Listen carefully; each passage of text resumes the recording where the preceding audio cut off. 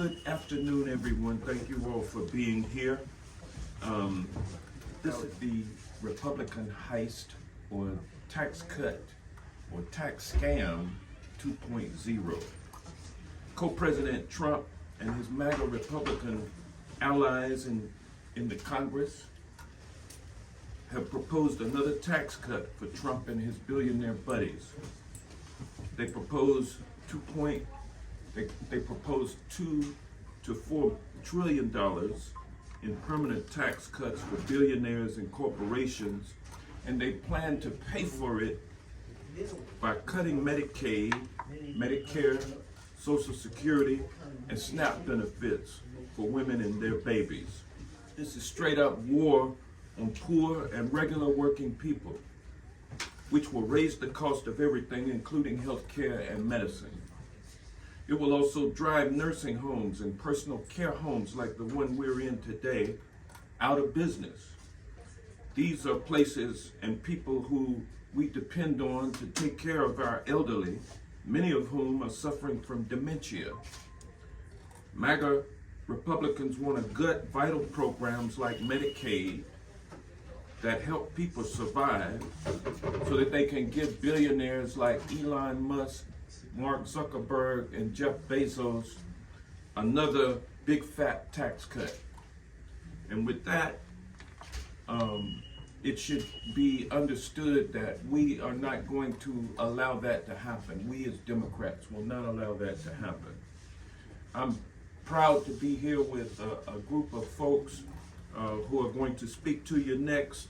Nadine Johnson is the director of Care One Franchise Incorporated, and I'm going to ask her to come forward to address you. She is the owner of this personal care home. It is said that in the next 2050, I think the research showed me, is that we would have at least another 30% of our population aged. What does that mean? If we're not able to provide services like we're doing right now with the supplement that we get from Medicaid, then how can we house these residents? And then what will we have happen? Elderly and disabled adults needing health care and support will be at a point in their life where eligibility requirements change the way it is being proposed, well, they'll no longer meet that, and as such not participate in the program. The Medicaid program in Georgia, with the waivers that it has, it provides different barriers. You have CCSP, you have SOARS, money follow the persons, and persons are able to use these. If we're able to provide continuity of care in this fashion, then our senior and disabled adults will keep them out in the community and out of the nursing home. It costs more to keep them in, to take care of them in the nursing home than to keep them in a community such as ours. But at the same time, we say we provide care from our heart, and if we can only do that for a certain period of time, because after a while, if we're not able to get these supplements, then we're going to go out of business, and then we'll lose the community effect that we're able to keep our seniors in. Changes can happen, and changes may need to happen, but for us, it cannot be just broad-based without thought processes and seeing the families that are here, some of them represented here today, that this program benefits. We must find a way to effect change in a more meaningful, matched manner, where you take into consideration the effects on the persons that are going to be affected by it. At this time, we have some of our families that are here that their family member benefit from the Medicaid program or the funding that it provides. And I'm actually very thankful, Congressman Johnson, for highlighting what's happening right now and giving us a voice that you could put faces to what's happening and not just see it as paper. At this time, I'm going to call on any one of my families that's here that want to say something that their family member benefit from the program. Hi, my name is Giovanni Mitchell. My mother has received services under Care One for the last 5 years, and I can say personally, I feel my mom would be one of those homeless members if it was not for the assistance we received from Medicaid and the love and personal attention we received from Care One. Our family tried tried our hardest to take care of my mom without requiring additional assistance.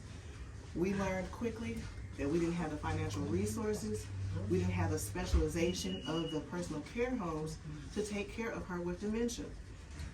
She roamed the streets, combative, all those things that jeopardized her safety required me to try to provide the care, which really required me to stay home. I can't afford to stay home. I have to work. So that quickly taught me, oh, I have to find the resources, and Medicaid provided those resources that allowed me to put her into care, to keep her off the street, because she, for some reason, that's what she preferred to be. She wanted to always escape, but they took her in. These 5 years have been a lifesaver.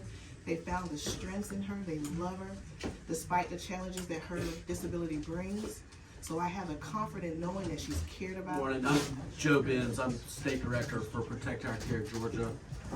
Protect Our Care is dedicated to making high quality, affordable health care a right and not a privilege for everybody in America. We educate the public, influence policy. We support healthcare champions, and we hold politicians accountable. The president endorsed the Republicans' plan to cut between $880 billion and $2 trillion from Medicaid. This threatens a program that a lot of folks rely on. The consequences of cutting Medicaid are going to touch nearly every household in America, including the people in this room. Couldn't be said much plainer than you said it about the impacts of what this is going to do and the chaos it's going to cause to systems and state budgets. Medicaid provides health care to over 72 million people. 6 in 10 nursing home residents rely on Medicaid. 30 million children, 9 million adults with disabilities, and about 14 million adults with mental illness. Here's what's going to happen if they slash the Medicaid budget. It's going to wreak havoc on state budgets and services, like I mentioned. Rural hospitals will close, and the people that rely on them will be left out in the cold. America's skyrocketing mental health crisis will be exacerbated.